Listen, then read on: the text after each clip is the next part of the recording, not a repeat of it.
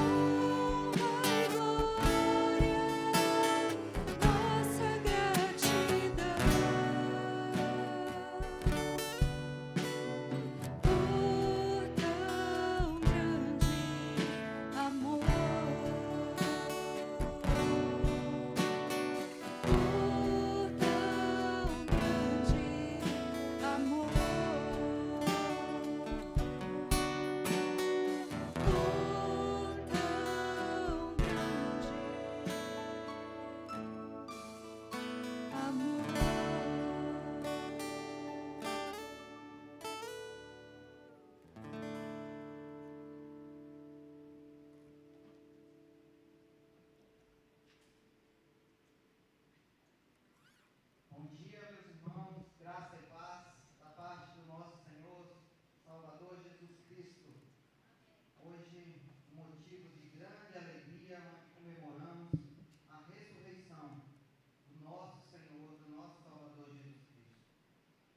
Nesse espírito, eu peço aos irmãos que abram suas Bíblias em Lucas, capítulo 24.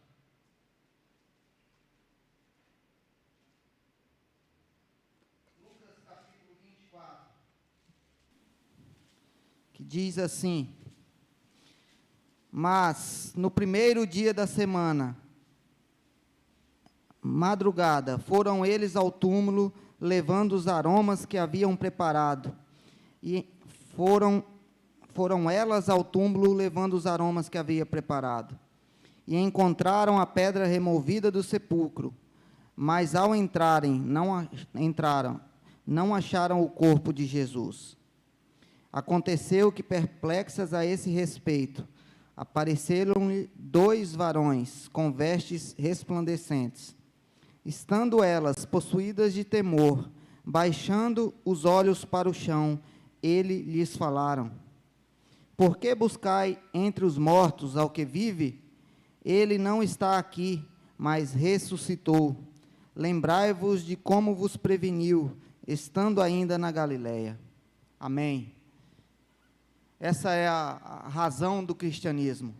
Se Jesus apenas tivesse morrido e não tivesse ressuscitado, nós não estaríamos aqui hoje podendo colocar diante dele as nossas vidas. Não estaríamos aqui hoje com a certeza de que nosso lugar está reservado junto ao Pai no céu. E um dia estaremos todos lá. Então, a razão da nossa fé, a nossa esperança, é justamente o Jesus ressurreto, Jesus que ressuscitou, um domingo como este. E nesse espírito de alegria, de gratidão, nós vamos louvar ao Senhor, nós vamos adorar ao Senhor. Vamos orar. Senhor, nós te louvamos, nós te adoramos, porque sabemos que o Senhor ressuscitou. Senhor, nós te damos graças, porque pela sua morte, pela sua ressurreição, nós temos a vida. Ó Senhor, receba a nossa gratidão, o nosso louvor, por essa ação da Trindade a nosso respeito.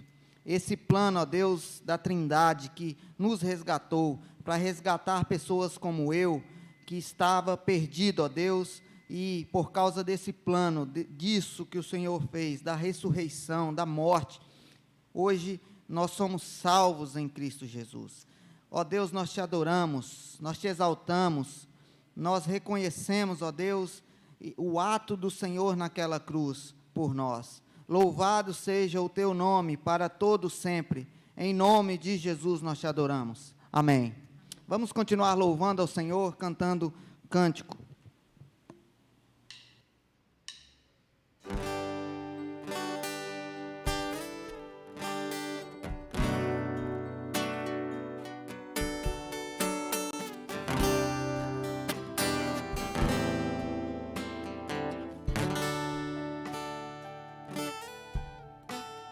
Se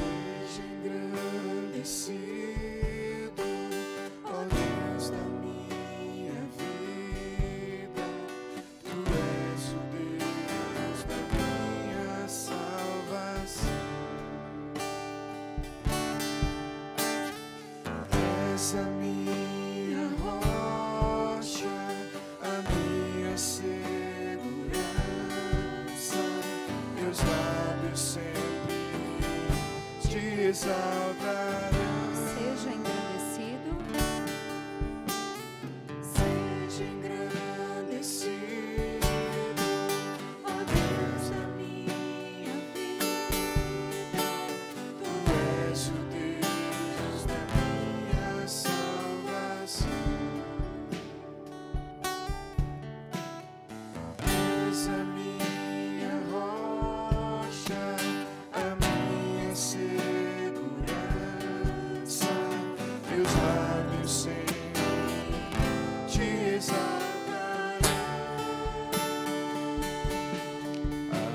Aleluia, te louvo, pois sei que sobre todos és Senhor. Aleluia, te louvo, pois sei que sobre todos és Senhor. Aleluia, aleluia, aleluia, louvemos ao Senhor. Aleluia, aleluia,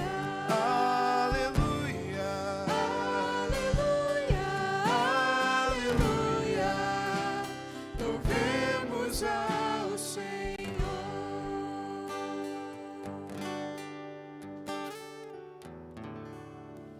Amém.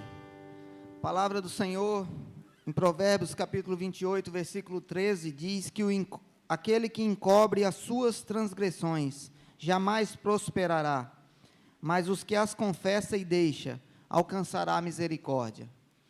Neste momento, nós temos a oportunidade de apresentar diante do Senhor os nossos pecados, aquilo que estamos fazendo ou deixando de fazer, que é errado e que está em desconformidade com a vontade do nosso Deus. Então, enquanto os instrumentos vão tocar, vamos ter um momento de oração, onde você pode apresentar diante do Senhor suas culpas, as nossas culpas, e cada um individualmente pedir perdão a Deus.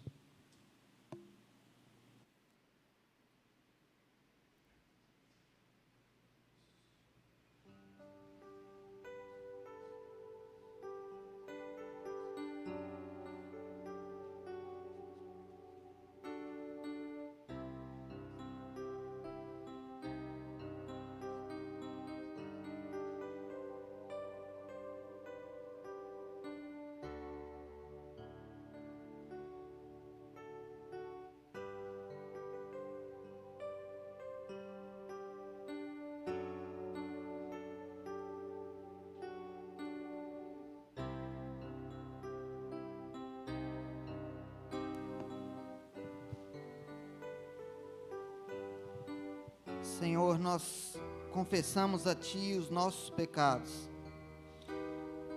Ó Deus, nós temos errado, temos pecado contra o Senhor. Ó Deus, temos feito coisas que desagradam a Tua vontade.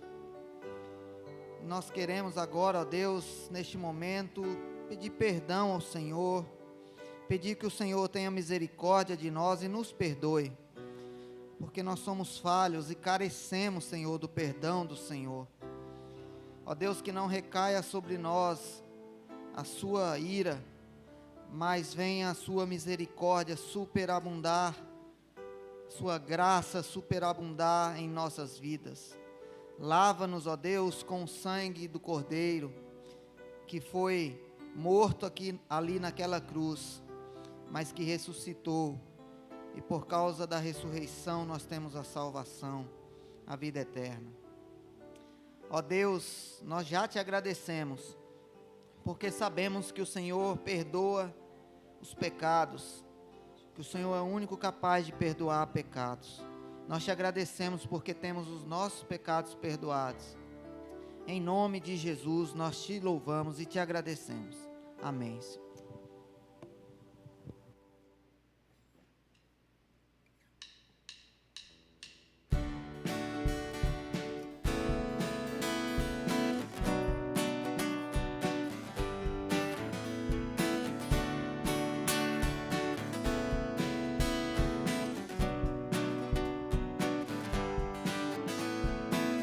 As misericórdias do Senhor são a causa de não sermos consumidos, porque as suas misericórdias não têm fim, renovam-se cada manhã. O amor de Deus encheu os nossos corações, que maravilha, que maravilha. Porque as suas misericórdias não têm fim, renovam-se cada manhã. Eu sei em quem tenho crido, também sei que é poderoso para fazer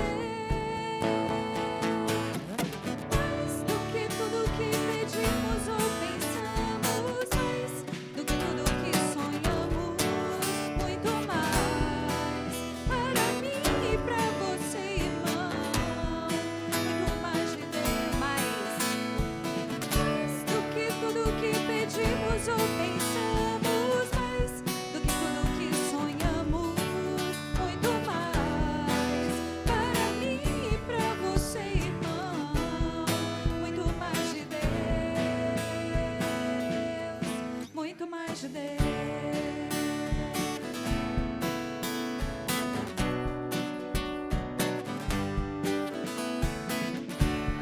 Misericórdias do Senhor são a causa de não sermos consumidos, porque as suas misericórdias não têm fim, renovam-se cada manhã.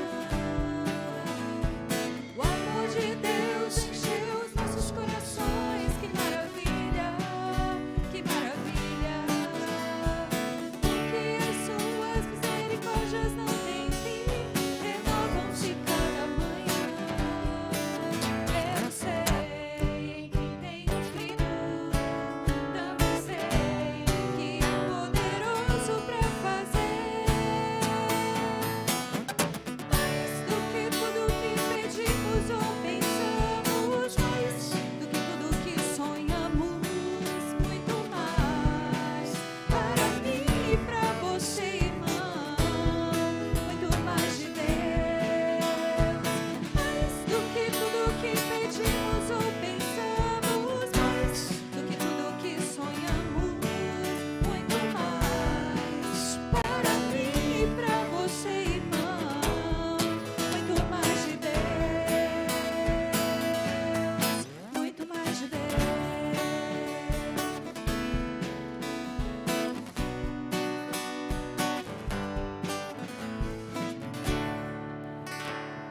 Aleluia.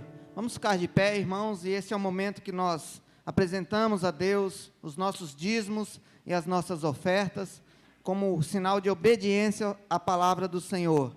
Então, se você veio preparado, este é o momento para apresentar diante do altar do Senhor os seus dízimos e as suas ofertas. Lembrando que você que nos assiste em casa, ou até os irmãos estão aqui presentes, já são divulgadas aí o Pix da igreja, né, do memorial, para você poder fazer a sua transferência. E nós recomendamos que os irmãos que, mesmo que façam o Pix, procurem depositar o comprovante no gasofilácio para que haja um melhor controle desse dízimo ou dessa oferta. Então, enquanto cantamos, você pode apresentar diante do Senhor os dízimos e as ofertas.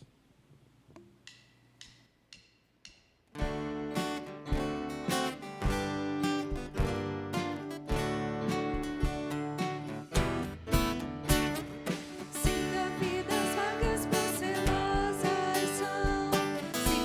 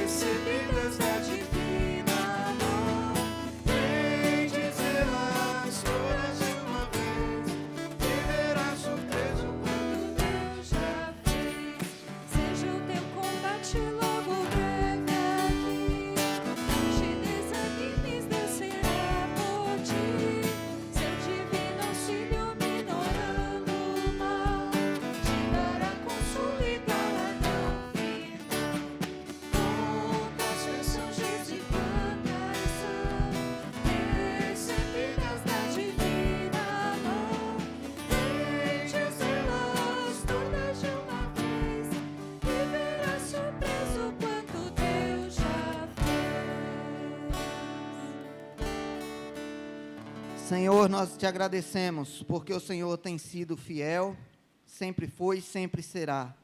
A tua palavra, a tua promessa se cumpre, ó Deus, na vida daqueles que são fiéis ao Senhor. Ó Deus, e a tua palavra nunca falhou e nunca falhará.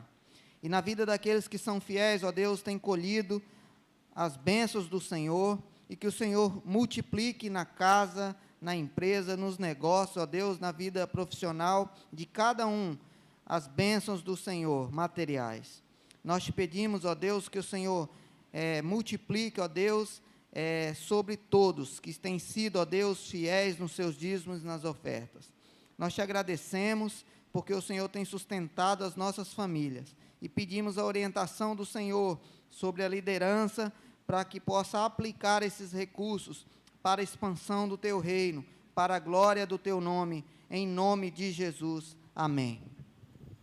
Ainda em pé, vamos abrir as nossas Bíblias no Salmo de número 34.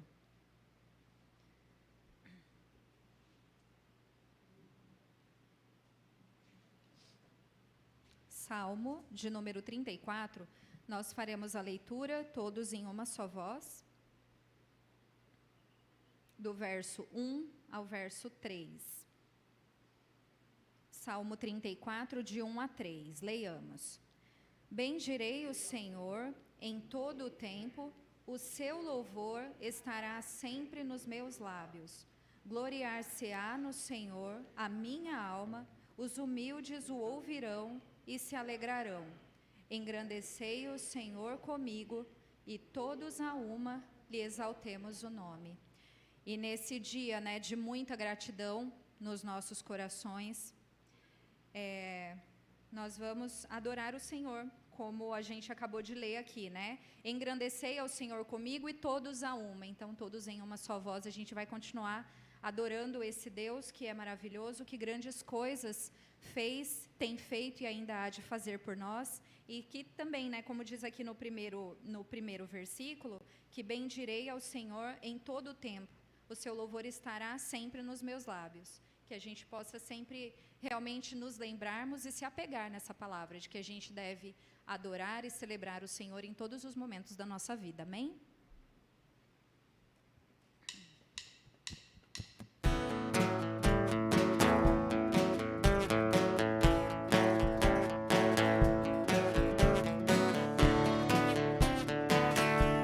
Vamos louvar ao Senhor com palmas?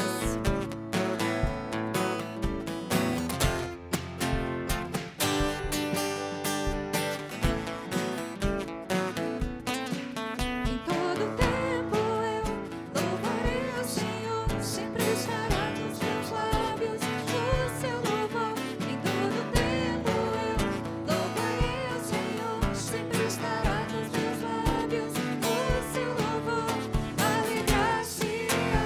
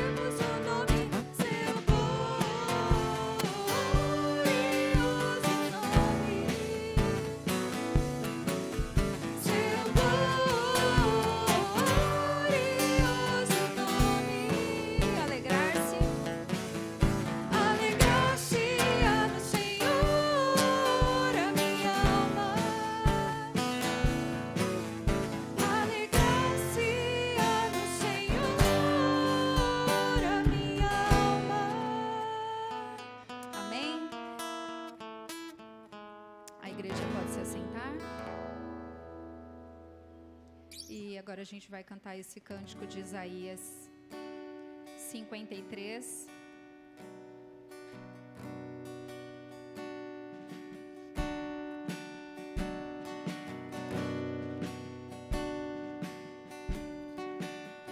És o Cordeiro que pelos nossos pecados foi esmagado, sem dizer uma só palavra, se entregou aos céus, derramou sua vida até a morte, provando a ira amarga, pra nos dar sua doce graça e nos fazer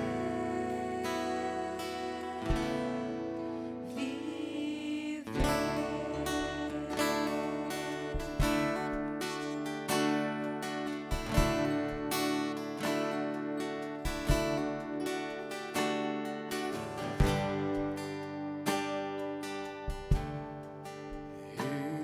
não tinha qualquer beleza ou majestade pra nos atrair.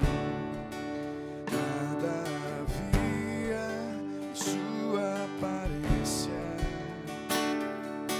para o desejarmos,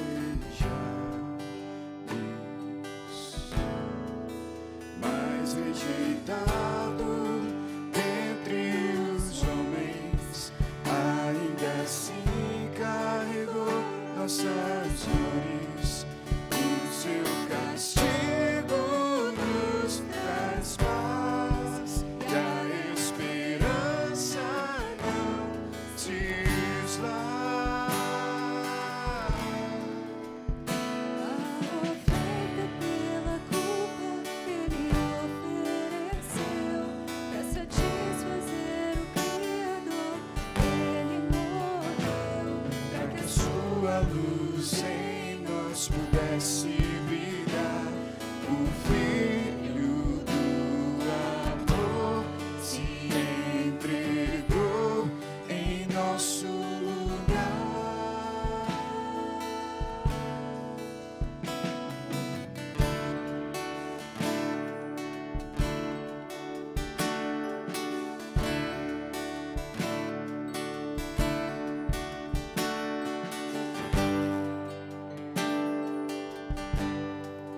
Mas rejeitado dentre os homens, ainda assim carregou nossas dores. O seu castigo nos traz paz, e a esperança não se esvai. A oferta pela culpa que Ele ofereceu para satisfazer o Criador. Ele morreu para que a sua luz em nós pudesse brilhar. O Filho do amor se entregou em nosso lugar.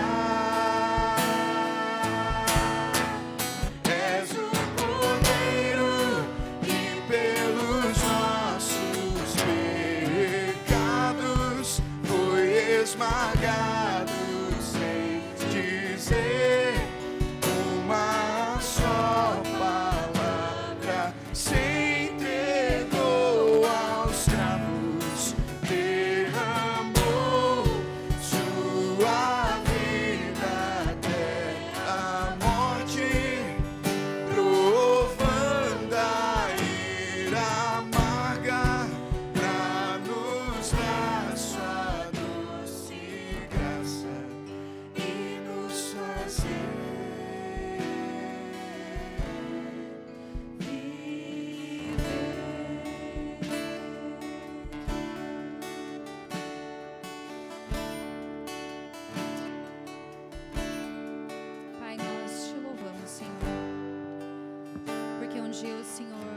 deu o seu Filho, ó Pai, para nos livrarmos, Senhor, de uma condenação eterna.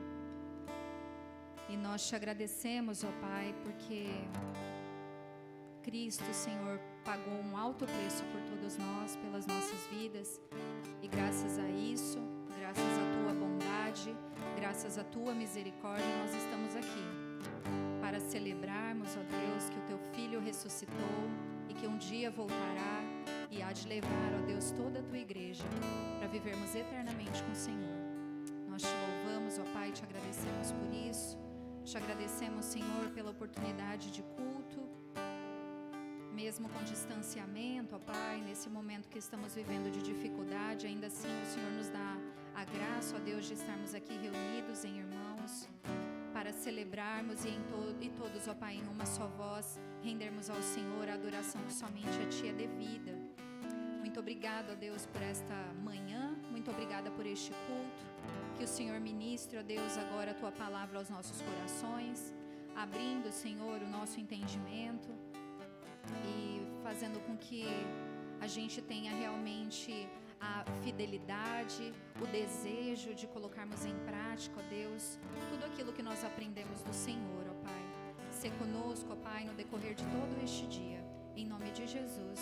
Amém.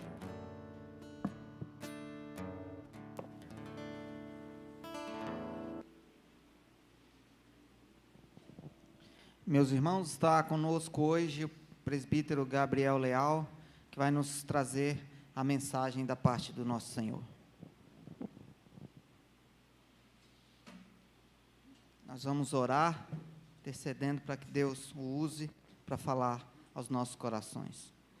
Senhor, a Tua palavra agora, neste momento, vai ser lida, e ela por si só já tem o poder de transformar, de corrigir, de instruir. Ó Deus, e nós te pedimos que o Senhor use o Teu servo, capacita-o para falar e ministrar aos nossos corações. Em o nome de Jesus, amém.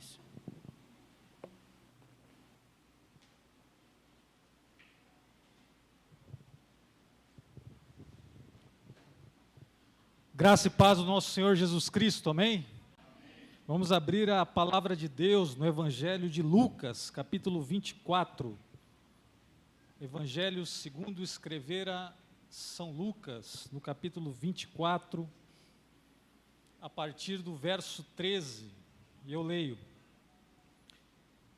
Os discípulos no caminho de Emaús. Naquele mesmo dia, 2 deles estavam de caminho para uma aldeia chamada Emaús, distante de Jerusalém 60 estádios, e iam conversando a respeito de todas as coisas sucedidas. Aconteceu que, enquanto conversavam e discutiam, o próprio Jesus se aproximou e ia com eles. Os seus olhos, porém, estavam como que impedidos de o reconhecer. Então lhes perguntou Jesus: que é isso que vos preocupa e de que o ides tratando à medida que caminhais? E eles pararam entristecidos. Um, porém, chamado Cleopas, respondeu dizendo: és o único, porventura, que tendo estado em Jerusalém, ignoras as ocorrências desses últimos dias? Ele lhes perguntou: quais? E explicaram o que aconteceu a Jesus, o Nazareno, que era varão profeta, poderoso em obras e palavras diante de Deus e todo o povo, e como os principais sacerdotes e as nossas autoridades o entregaram para ser condenado à morte e o crucificaram. Ora, nós esperávamos que fosse ele quem havia de redimir a Israel, mas depois de tudo isto, é já este o 3º dia desde que tais coisas sucederam. É verdade também que algumas mulheres das que conosco estavam nos surpreenderam.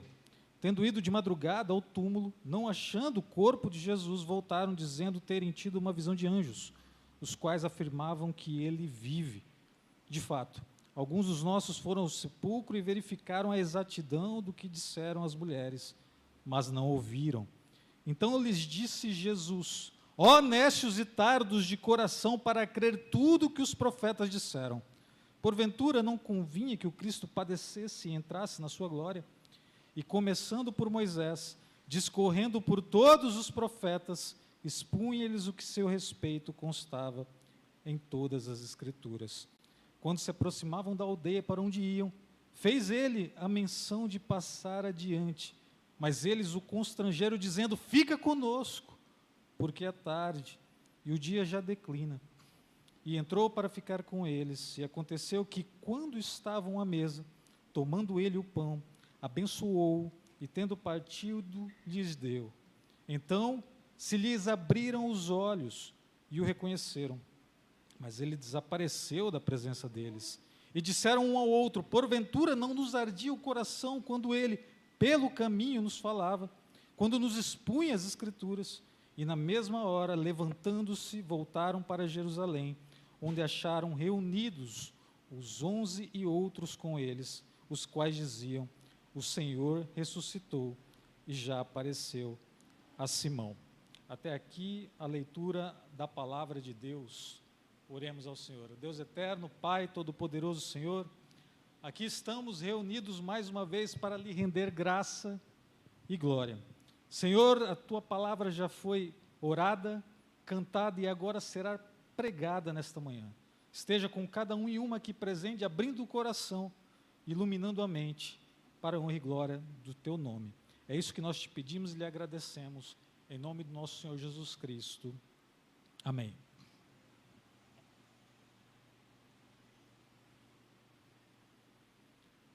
O fim da esperança é o começo da morte. Eu vou dizer novamente esta frase. O fim da esperança é o começo da morte. Essa frase foi dita pelo estadista francês Charles de Gaulle.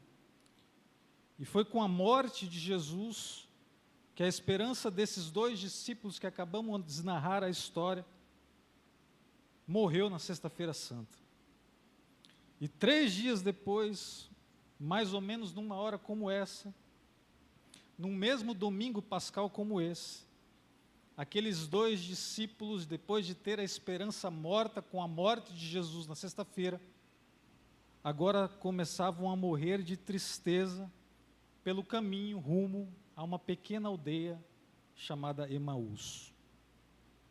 O texto sagrado diz de forma literal que eles conversavam no caminho sobre tudo o que tinha acontecido, e entendemos tudo aqui, como todo o relato que o Evangelho de Lucas nos traz, especialmente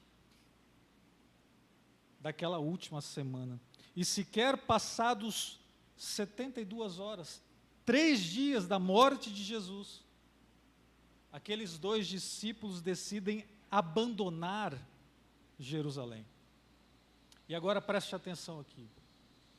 Não existe outro motivo plausível para que esses dois discípulos deixem Jerusalém antes da ressurreição, senão a tristeza que os tira a esperança de uma tal maneira, fazendo com que eles abandonem tudo por desistência.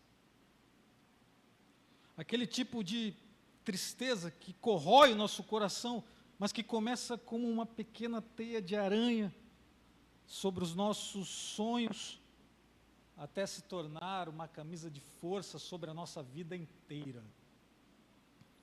Aqueles dois homens poderiam ter presenciado Jesus submetendo a natureza, acalmando a tempestade, multiplicando pães e peixes, secando uma figueira. Aqueles dois homens poderiam ter visto Jesus curando pessoas, abrindo os olhos de cegos, o ouvido de moucos e surdos, levantando paralíticos. Aqueles dois discípulos que agora fugiam, poderiam ter visto Jesus ressuscitando pessoas, ressuscitando a filha de Jairo, o filho da viúva de Naim, com um simples toque no caixão e com um chamar do morto. E eles poderiam ter visto, inclusive, a incrivelmente ressurreição, após 4 dias de morto, do amigo de Jesus, Lázaro. Mas, agora, separados a menos de 3 dias da presença física de Jesus, eles estão se separando de Deus, deixando tudo para trás. E como dizia Lutero, em essência, o pecado nada mais é do que separação de Deus. Agostinho dizia ainda que o pecado do homem é em si mesmo o instrumento do seu próprio castigo. E aquela tristeza vai castigar esses dois discípulos, fazendo com que eles desertem da inicial comunidade cristã em Jerusalém. Não é por acaso que a tristeza de quem está perdendo a esperança é o que impede dessa pessoa ver a salvação ao longo da sua trajetória. Pois, no relato que nós acabamos de ler, Jesus se aproxima daqueles dois discípulos. Mas o texto vai nos dizer que eles estavam, entre aspas, como que impedidos de reconhecer a Jesus. Aprenda uma coisa, amados irmãos, a música que nós escolhemos ouvir rege as nossas escolhas musicais. Se formos regidos pela tristeza, seremos tangidos e tragados pelo medo. Se formos regidos, do contrário, pela esperança, seremos conduzidos pela alegria.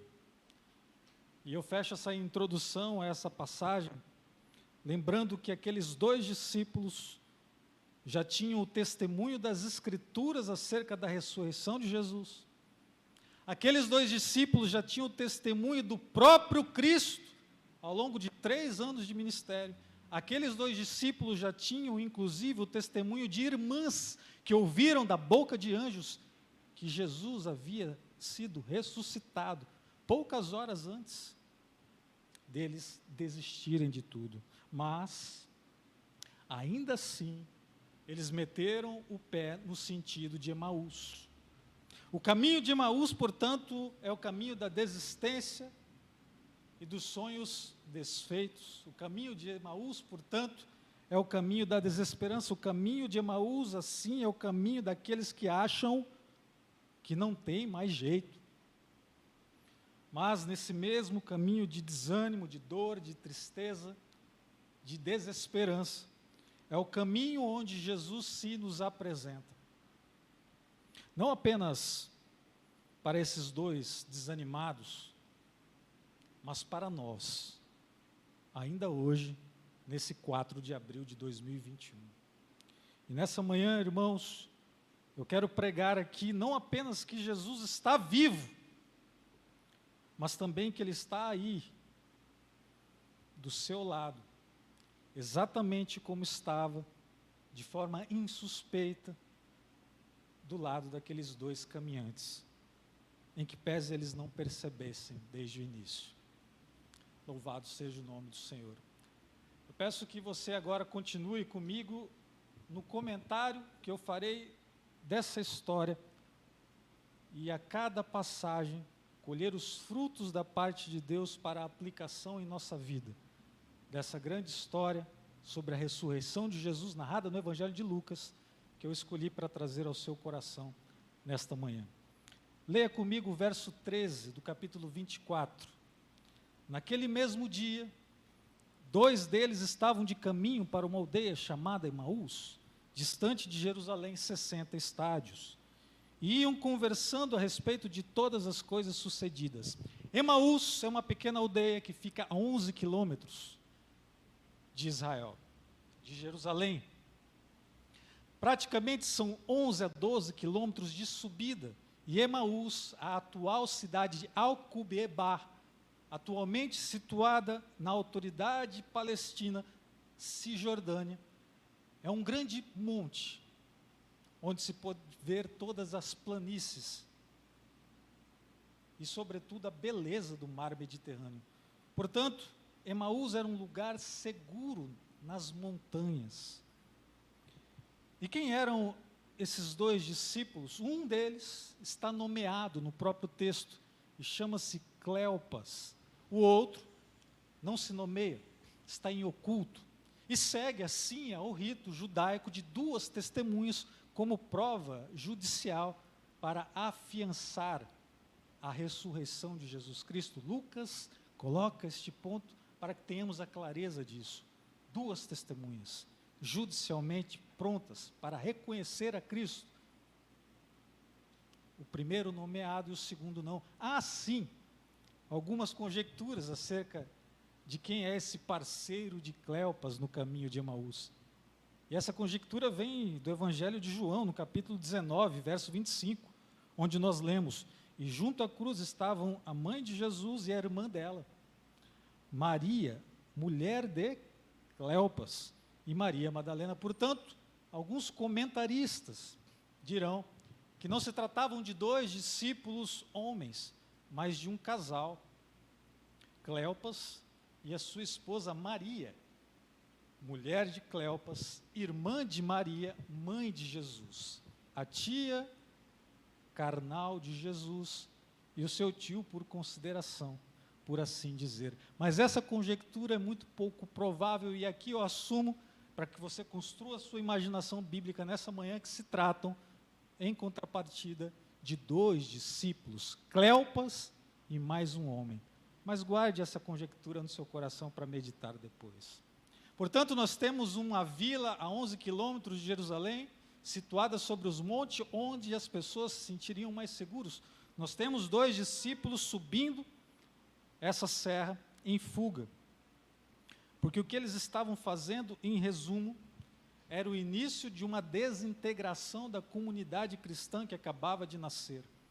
O que Cleopas e seu amigo estavam fazendo nada mais era do que trocar as fontes das águas vivas pelo significado da palavra Emaús no hebraico, fonte de águas termais.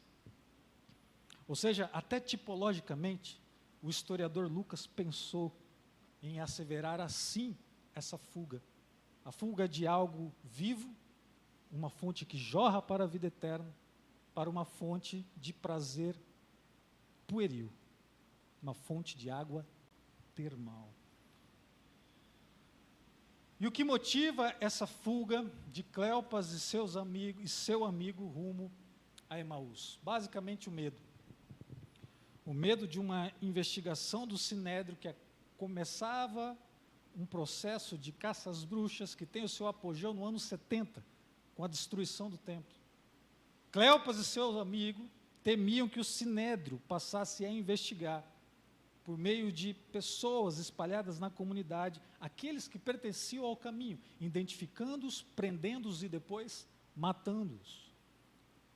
E o porquê daquela discussão basicamente gira em torno acerca da descrença de que Jesus haveria de ressuscitar.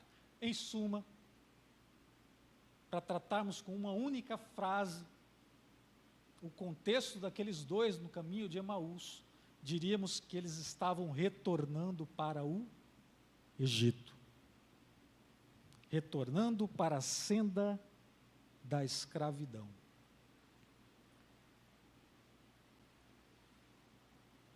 Seguindo o texto, no verso 15, nós podemos ler o seguinte: aconteceu que enquanto conversavam e discutiam, o próprio Jesus se aproximou deles.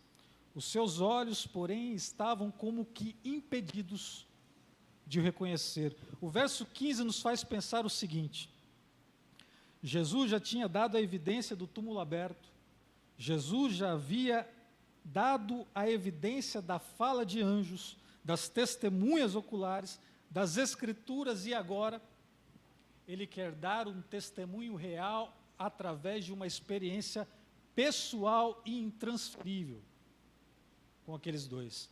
E aqui eu trago a aplicação, o coração de cada irmão aqui nesta manhã, de que por muitas ocasiões não bastará para a sua adesão de corpo e alma ao caminho do Senhor o ouvir da palavra de Deus sem uma experiência real com aquele que lhe deu a palavra. Jesus traz juntamente com todo o rol de testemunhas, incluindo a ele próprio, a sua própria presença naquele caminho para lhe dar uma experiência pessoal.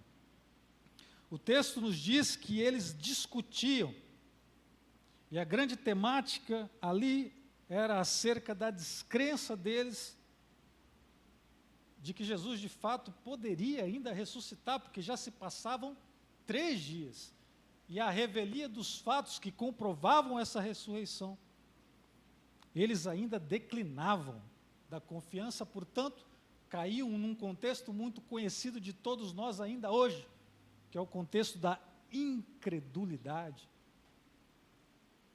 A nossa incapacidade de colocar o nosso coração numa promessa e tomando posse dela, fazer dela coisa real em nossas vidas. Aqueles 2 homens viam a Jesus Cristo exatamente como os judeus ainda veem um Messias que há de vir, como aquele grande guerreiro que deve vir em glória. Eles enxergavam a coroa no Cristo, mas desprezavam a possibilidade da cruz sobre os ombros desse mesmo Cristo. O problema desses discípulos ainda é um problema muito comum, ainda hoje, que é o problema de nós querermos crer não naquilo que Deus nos promete nas Escrituras através de Cristo, de forma textual, mas naquilo que a gente quer crer. E não faz um prognóstico acerca da nossa vida e do nosso futuro, acerca das promessas que Deus tem e o propósito que Ele carrega em nosso coração para adorá-lo e servi-lo, mas sim, olhamos o futuro e as nossas circunstâncias com os olhos da Globo News e dos planos que nós fazemos para a nossa carreira profissional e pessoal.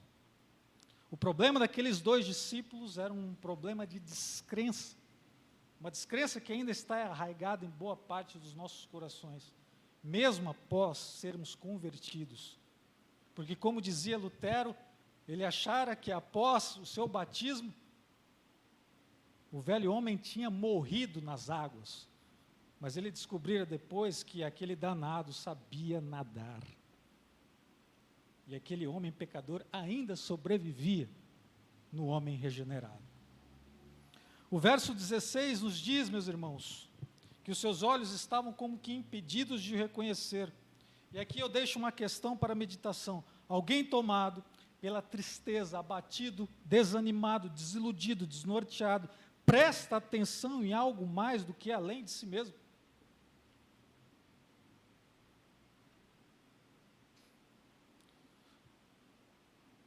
Quantos de nós têm desperdiçado o sofrimento, que é uma ocasião ímpar para que nós possamos crescer espiritualmente? Quantos de nós, amados irmãos, estamos sendo impedidos pelas coisas do mundo, não vendo os nossos filhos crescerem, não tendo ocasiões de tempo de qualidade com as nossas esposas e esposos, não dedicando a Deus o tempo devido para a adoração e a comunhão pessoal, porque estamos, entre aspas, como que impedidos de o reconhecer, tamanho tumulto que nos tem assenhoreado. Aqueles 2 homens estão tão centrados nas suas próprias feridas, tão limitados no alcance de perceber algo além das suas próprias dores, que não conseguem enxergar Jesus aí do seu lado.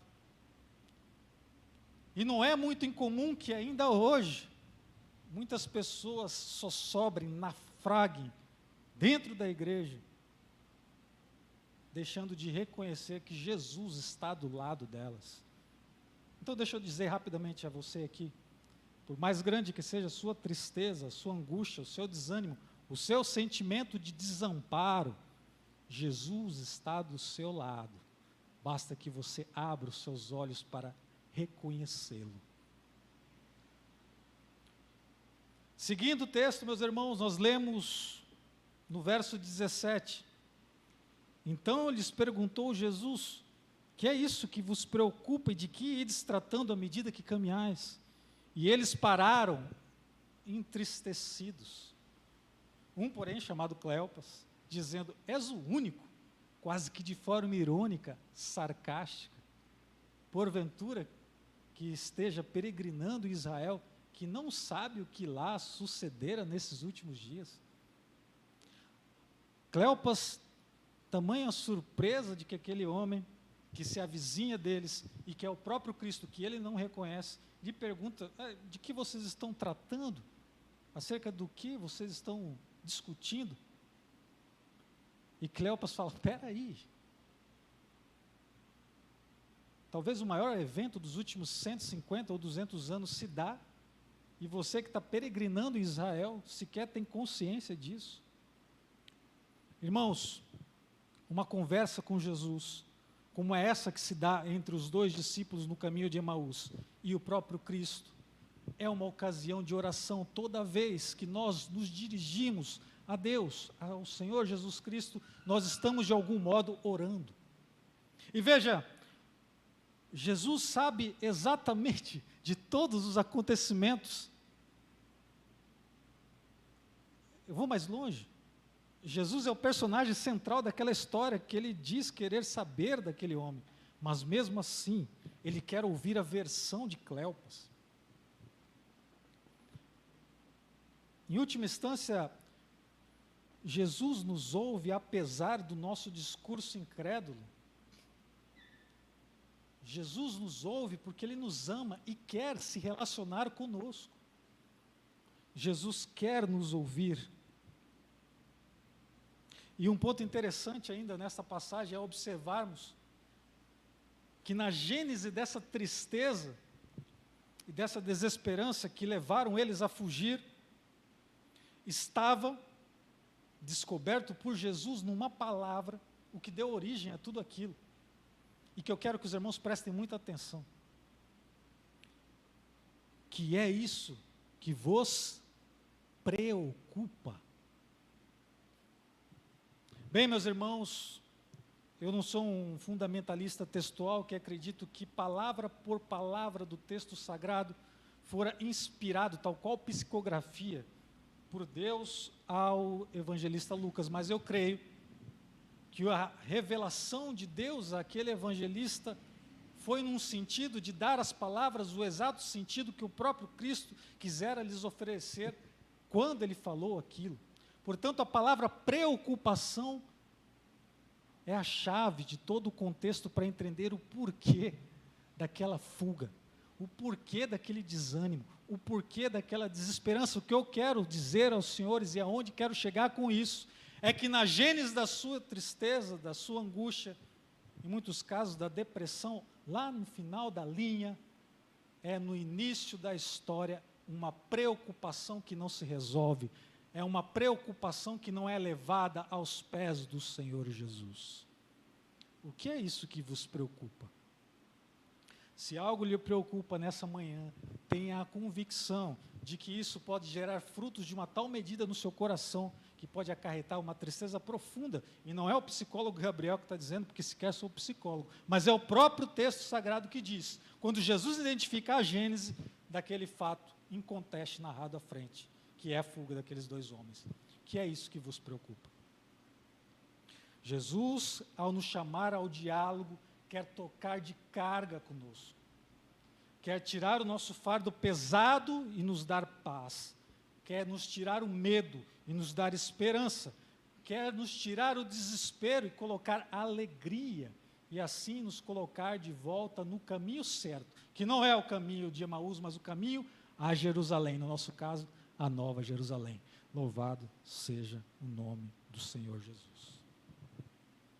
Vamos seguir a nossa leitura. E agora eu quero que os irmãos prestem muita atenção na versão de Cleopas. E ele lhes perguntou, Jesus, retribuindo a ironia, quais? E explicaram o que aconteceu a Jesus, o Nazareno, que era varão profeta poderoso em obras e palavras diante de Deus e de todo o povo. E como os principais sacerdotes e as nossas autoridades o entregaram para ser condenado à morte. Ora, nós esperávamos que fosse ele quem havia de redimir Israel, mas, depois de tudo isso, é já este o terceiro dia que tais coisas sucederam. É verdade também que algumas mulheres das que conosco estavam nos surpreenderam.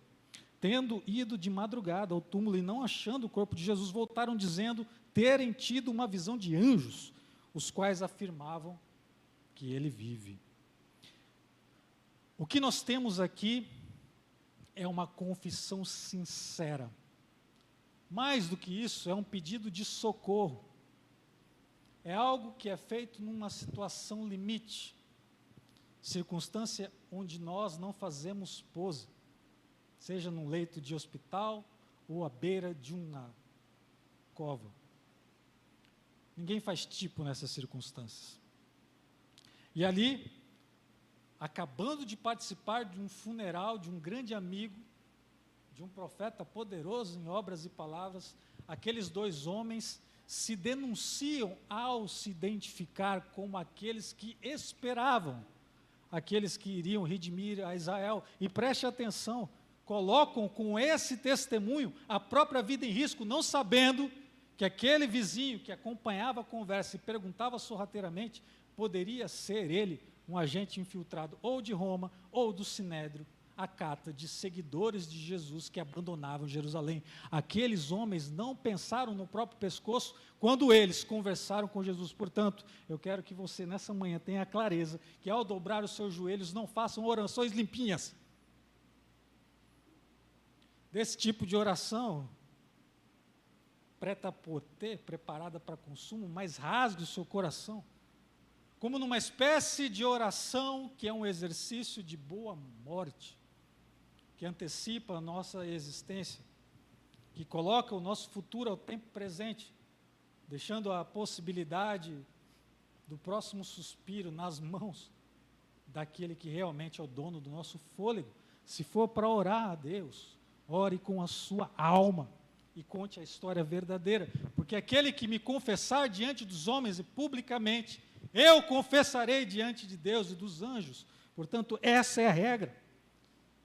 Se você quer ver a sua tristeza jogada no fundo do oceano, a regra é que você ore a Deus, rasgando o seu coração, como Cleopas fez aqui. A essa altura, diz o texto sagrado, eles estavam parados. E eu, em licença poética, esse texto, posso dizer que eles estavam paralisados. A essa altura, temos uma pessoa abrindo o coração para Jesus sem reservas. E para expressar essa sinceridade sem medidas, Jesus ouve todas aquelas razões. E quão são vãs as nossas razões. Quão cheio de erros de perspectiva são as nossas perspectivas. Quão falhas são os nossos pontos de vista. E o verso 19 começa a encadear a sucessão de erros que eles haviam incorporado na forma de preocupação e gerado aquela tristeza. O primeiro erro era entender Jesus não como Deus, como ele se auto-identifica a Pedro, lhe perguntando quem o era, antes de partir para Jerusalém, em Cesareia. E quem dizes que eu sou? Tu és Cristo, Filho de Deus. E como Cleopas responde? Não, ele era um profeta. Que profeta, filho? Jesus era Deus. Você errou.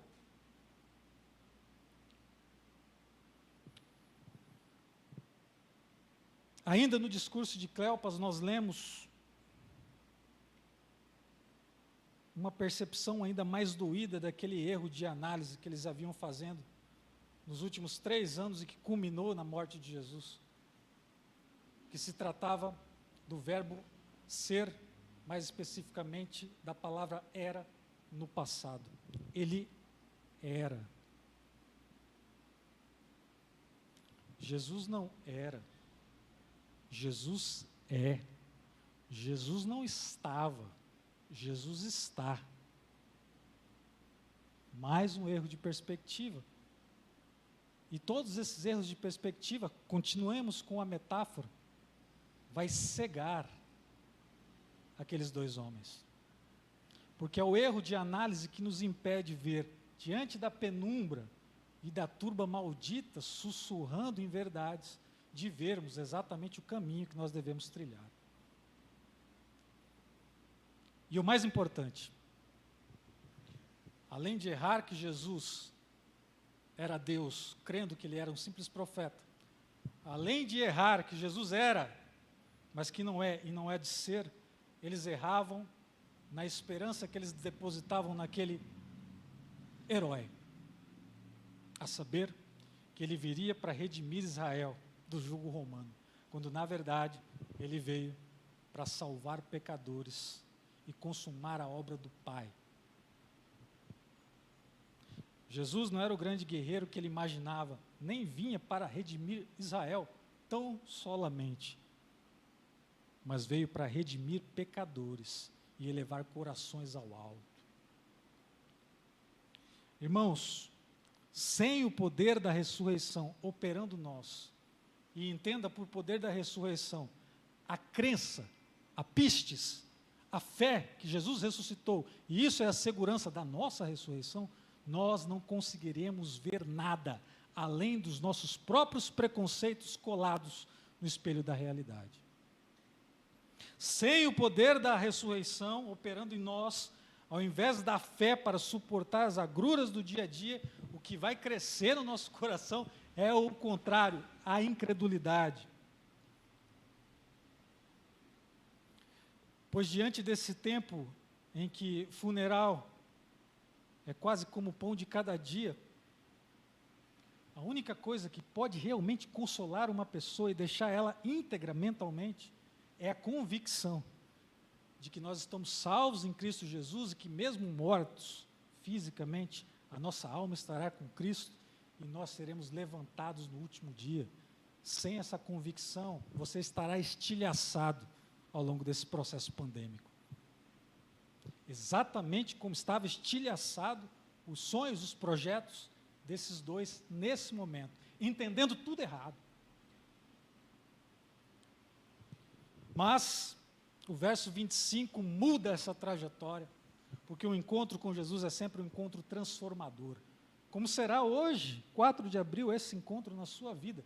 Como um ponto de ancoragem para uma nova perspectiva de vida, como o eixo onde o qual você vai realmente se colocar como alguém ressurreto perante, não apenas si mesmo, quando acordar de manhã, mas perante o mundo, perante a vida, e assim poder andar destemido, corajoso, apesar dos pesares. E o verso 25 começa essa transformação, quando nós lemos: então lhes disse Jesus, ó nécios e tardos de coração, para crer tudo o que os profetas disseram.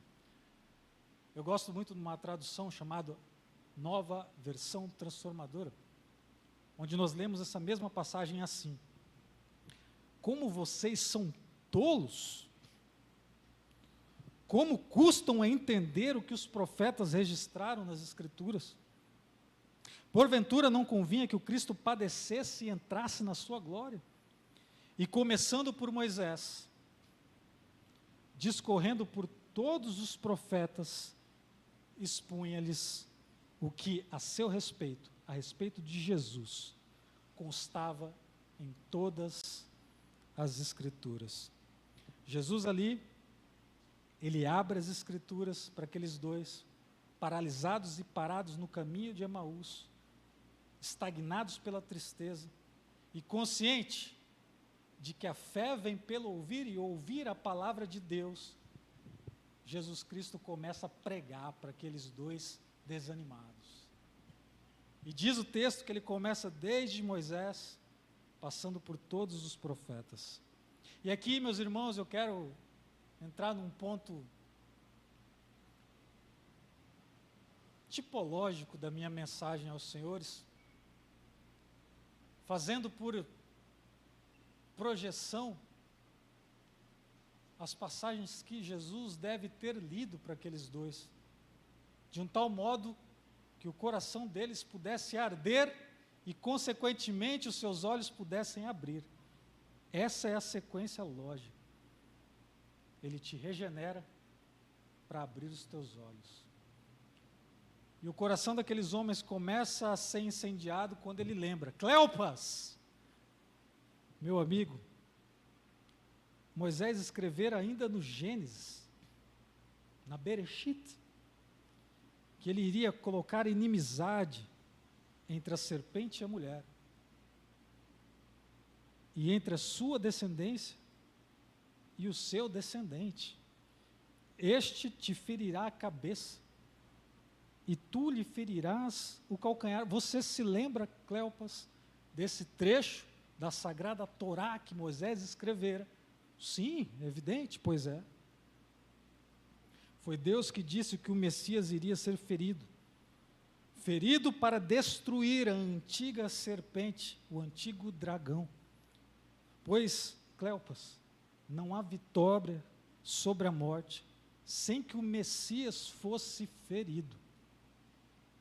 Esse é o background, é o chão, é o alicerce, de onde Jesus começa a expor as Escrituras para aqueles dois.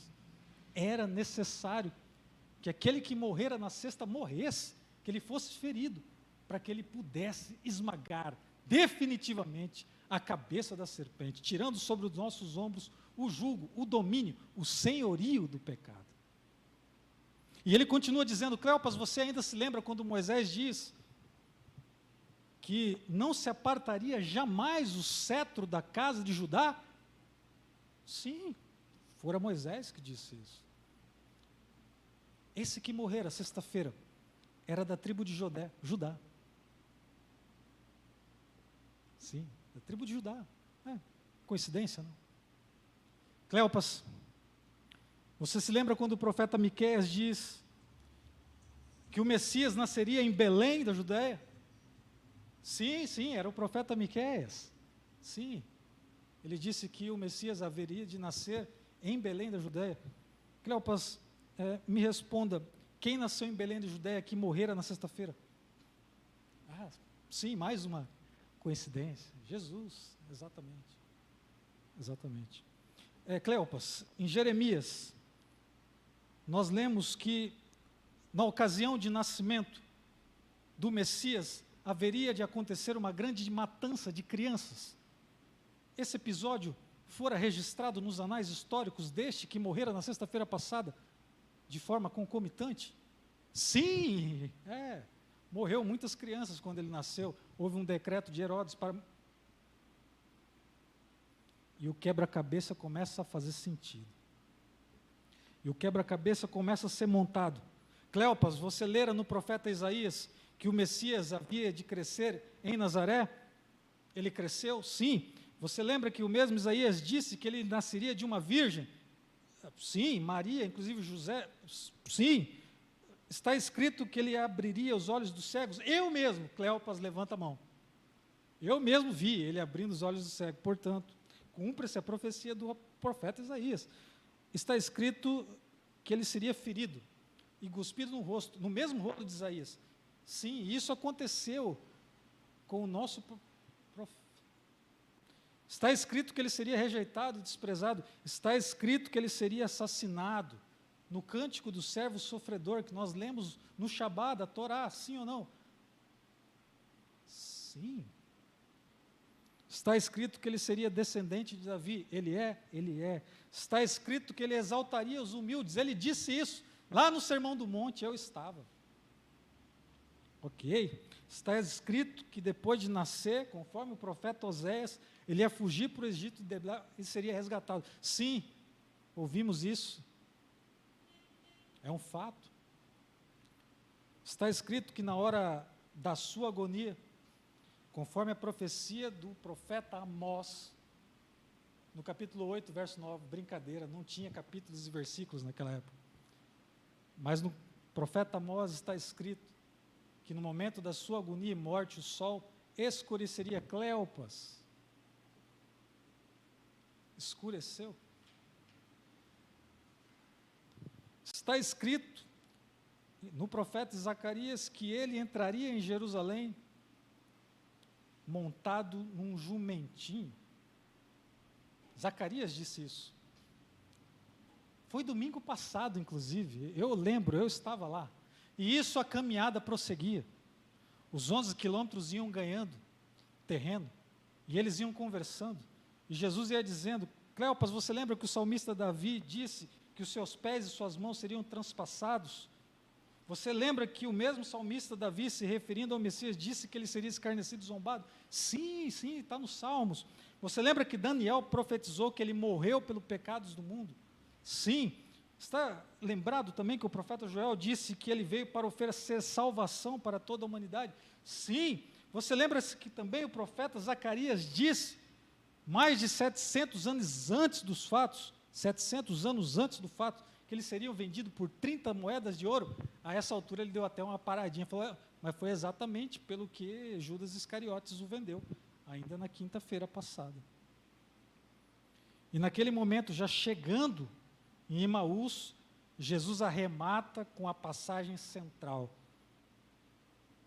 já incendiando aqueles dois corações, dizendo, Cleopas, você se lembra que em Osés está escrito, vinde e tornemo-nos para o Senhor, porque Ele nos despedaçou e nos sarará, fez a ferida e a ligará, depois de 2 dias nos revigorará, no 3º dia nos levantará e viveremos diante dEle. Você se lembra disso?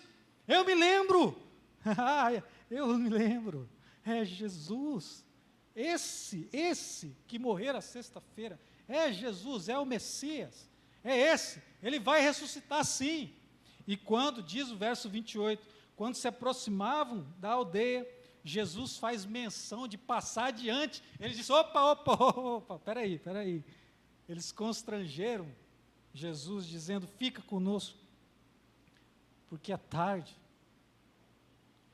o dia já declina, e Jesus assim, que não se nega a cear conosco jamais, guarde isso no seu coração, ele entra e vai cear com aqueles 2 discípulos, e aconteceu que quando eles estavam à mesa, tomando ele o pão, abençoou, tendo partido, deu-lhe. Então, nesse momento, se lhes abriram os olhos, mas Jesus desapareceu.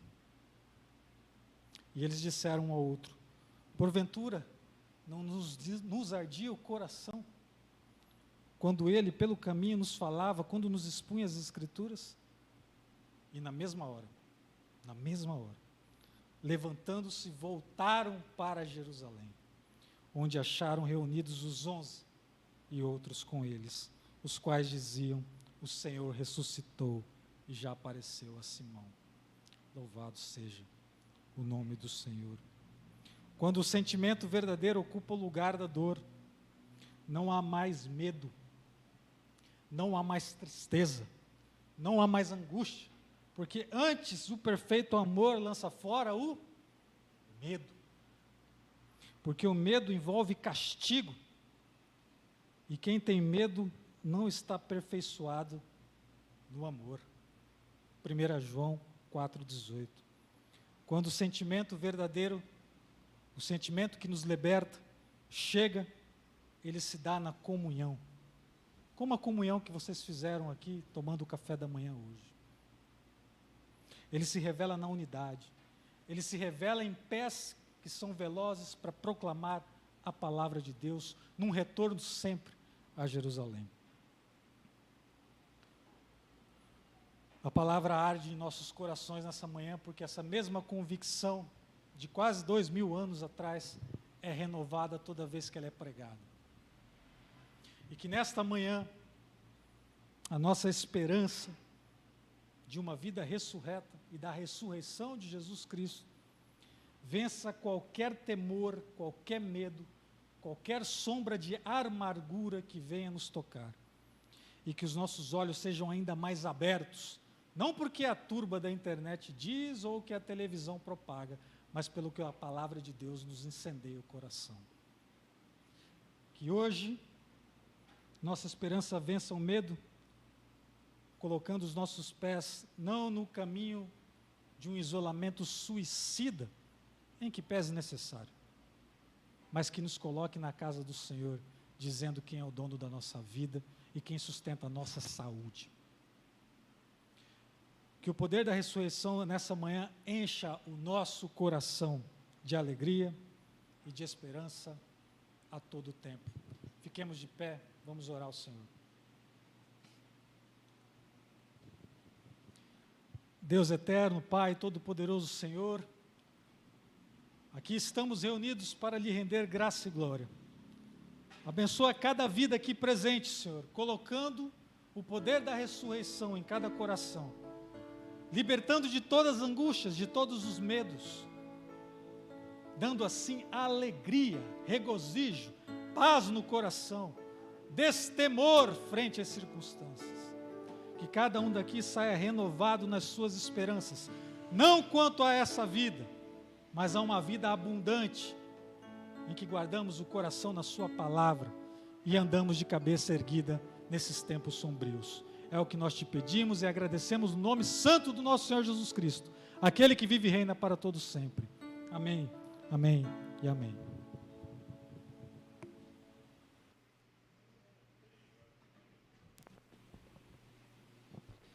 Glória a Deus. Nosso coração, assim como dos discípulos, se enche de alegria, de gozo, quando ouvimos a palavra do Senhor. Uma mensagem como essa, meus irmãos, tem que transbordar, tem que explodir dentro do nosso coração. Nossa vida não pode continuar sendo a mesma diante de uma palavra como essa. Nosso Senhor ressuscitou e nos deu a vida. Nós não tínhamos mais esperança, como esses dois discípulos. Mas Jesus, Ele faz essas coisas. E Ele fez com eles e faz conosco também. Então, toda honra e toda glória seja dada ao nosso Senhor. Nós vamos orar, vamos ficar de pé. Mais uma vez, vamos encerrar o culto. Senhor, nós te louvamos, porque o Senhor vem ao nosso encontro e nos resgata e nos enche de esperança. Quando, ó Deus, estamos tristes, abatidos, o Senhor vem e enche de vigor, de alegria o nosso coração. Louvado seja o nome do Senhor. Faz isso na vida dos meus irmãos, daqueles que estão aqui, daqueles que estão assistindo em sua casa, ou quem sabe vão assistir essa pregação um dia. Ó Deus, encha o coração dessa pessoa com a esperança, renova a alegria. Um dia, ó Deus, tudo isso vai passar e estaremos contigo aí no céu. Face a face o veremos, Senhor, face a face o veremos. E nos prostraremos diante do Senhor, diante do trono, para adorá-lo, para cantar santo e declarar santo, santo, santo é o Cordeiro, digno de abrir o livro que nos salvou. Aleluia, louvado seja o nome do Senhor, em nome de Jesus, amém. Amém, pode ser. O Cordeiro que pelos nossos pecados foi esmagado, sem dizer uma só palavra, se entregou aos cravos, derramou sua vida até a morte, provando a ira amarga, pra nos dar sua doce graça e nos fazer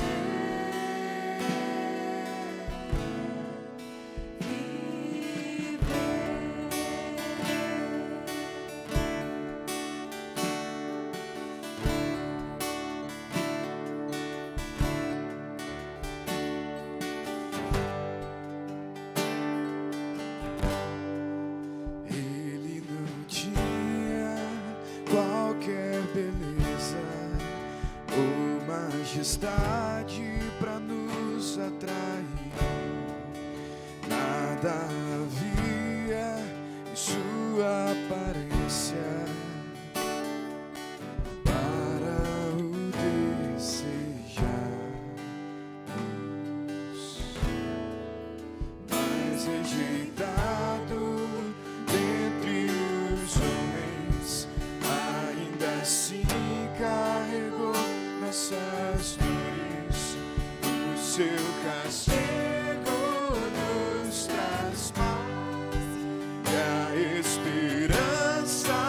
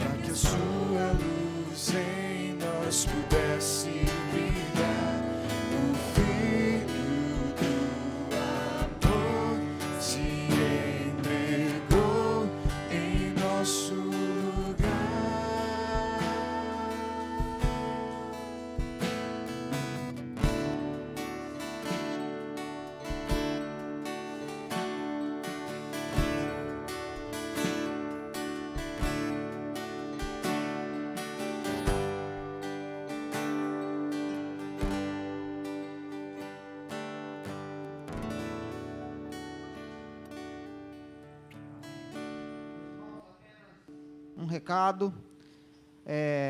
Na semana que vem, nós teremos o culto presencial às 18h30. Hoje, ainda não. A não ser que mais um decreto surja aí, né? Que todo dia muda, mas, a priori, está mantido o nosso culto na semana que vem, presencial às 18h30. E a escola bíblica às 9 horas, normalmente, como nós estávamos fazendo antes do decreto. Então, caso mude alguma coisa, será avisado nos grupos da igreja. Então, fique atento e podemos ir agora para as nossas casas. Um bom domingo, um bom almoço para os irmãos. E hoje à noite vai ser transmitido o nosso culto, que já está gravado, e você, às 18h30, entra lá no link que vai ser enviado e assista, participe do culto ao Senhor às 18h30. Deus abençoe. Ide em paz.